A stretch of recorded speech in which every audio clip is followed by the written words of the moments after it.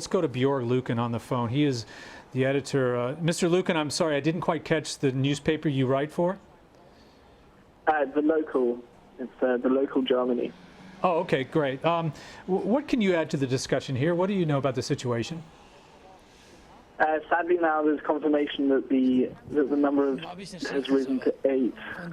Police have just confirmed that there are 8 deaths now. This time confirmed the number of injuries. Beyond that, they're still not giving a huge amount away. There were fears an hour or two ago that there were second and third shooting sites in the inner city of Munich. It now does seem that that was just rumor, and that there was only the one site in which shots were fired and people were killed, and that was at a shopping mall in the north of the city. At that McDonald's there that we've been looking at there, 8 people? Exactly. So I mean, that video is not yet confirmed that video is genuine. The police haven't commented on that, but it does seem from eyewitness reports that there was a shooting outside of McDonald's, and then it continued into a shopping mall that was adjacent to that. Jorg, is it your information that they're still thinking that there are 3 suspects? It seems like they are changing this information now. The Bavarian, so Munich is the state capital of Bavaria, the southeastern state of Germany, and the interior minister of that state is now saying at least 1 shooter. Mm-hmm. So before there was talk of 3. The police had said that eyewitnesses had reported 3 gunmen to them. Now the interior minister is 1. So it seems like they're kind of walking slightly from that. But again, we don't have police confirmation on whether it's just 1 or at least 1. We do know now that German police confirming 8 people are dead. It's unclear exactly how many shooters are still on the loose. We are standing by at any minute now waiting for a press conference. I'd like to ask you about I know you work there for the German newspaper, but was there any sense after that knife attack on the train earlier this week, was there any sort of intelligence or any concern among security and law enforcement that another attack of some sort could happen in the country? Well, I mean, in a sense, yes. The interior minister, the German interior minister, reaffirmed after that axe attack that the risk in Germany remains high. He's been saying that for months now, since the Paris terrorist attacks in last November, and then again after the Brussels terror attacks in March. There's repeatedly been warnings from the Interior Ministry that the terror threat in Germany is high.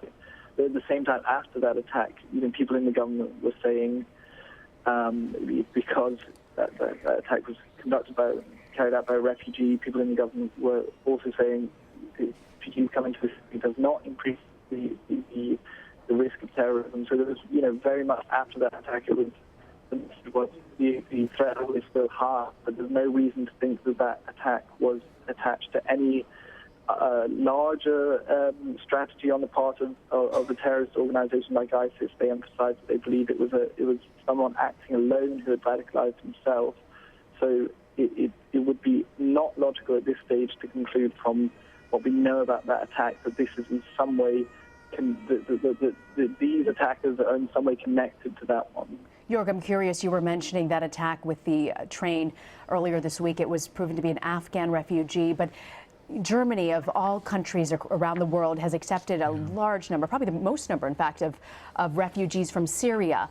What's the sentiment, the public mood right now on accepting refugees, and are people very concerned about a potential nexus between the refugee community and terrorism, which I should add has not been proven? Surveys show that Germans believe, that a majority of Germans believe that there is a connection between the influx of refugees and terrorism, i.e. they believe that accepting refugees has increased the likelihood of a terrorist attack. So yes, clearly there are people in Germany who are concerned the heightened risk of terrorism, and I was just on the phone to somebody in Munich who's been affected by this, and he was telling me that if there is an Islamist motive to this attack, and we should emphasize at this stage there's no evidence that there is, he said, if that turns out to be the case, then the welcome culture, what Germans call, the open arms policy to refugees that started last September, that will be over. There will simply be too much fear on the part of Germany that the refugee crisis has kind of acted as a catalyst for terrorism. But, we need to wait until we actually know more about the background to this attack. There are other unreported rumors that it is from the far right, but we simply don't have any proper information on this at this stage. Yeah, there's no evidence right now that has been at least made public that this is in any way related to Islamic terrorism.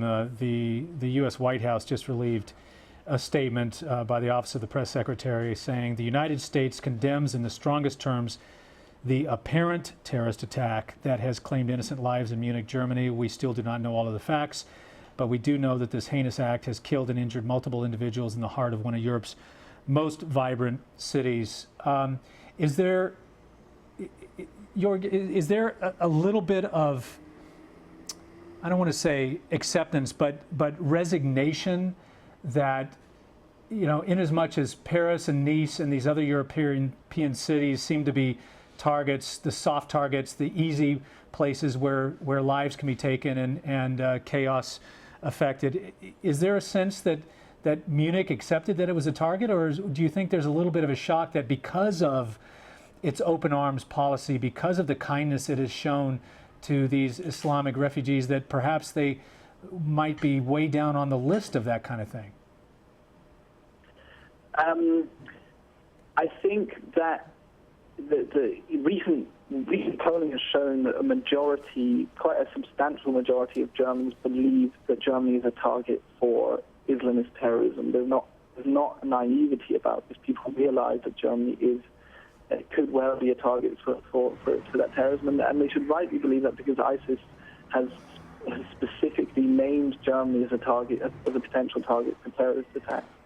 On the other hand, the French terrorist attacks and the Brussels terrorist attacks, these were carried out by people born and raised in those countries, or people at least raised in those countries. So I think there's also this feeling that it doesn't necessarily follow that because these things happen in France and Belgium that they should happen in Germany. Germany has different integration policies of migrants.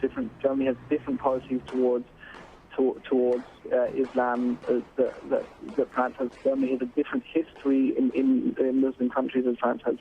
So it is, we are talking about two very different countries here, and I think people do not necessarily expect the same things to happen in Germany as the terrible things that have been happening in France. Jorg, you had mentioned that the right wing, and I know you weren't saying that there's any kind of information about that, so I'm going to be very specific on that.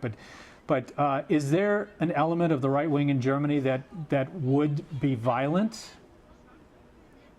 Absolutely. I mean, there is an element of the right wing that has already been very violent, and over the last year we've seen right wing violence explode in this country. That the amount of arson attacks on refugee centres, the amount of violent attacks in the streets on refugees or threats against people helping refugees has risen enormously, and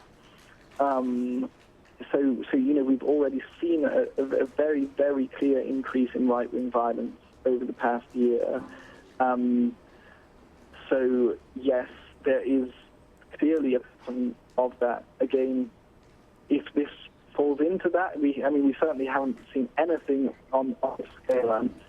That violence has so far been against properties or has not been fatal. It's not been.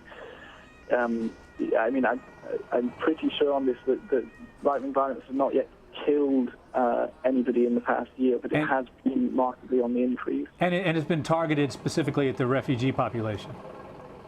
It's very often targeted at houses for refugees.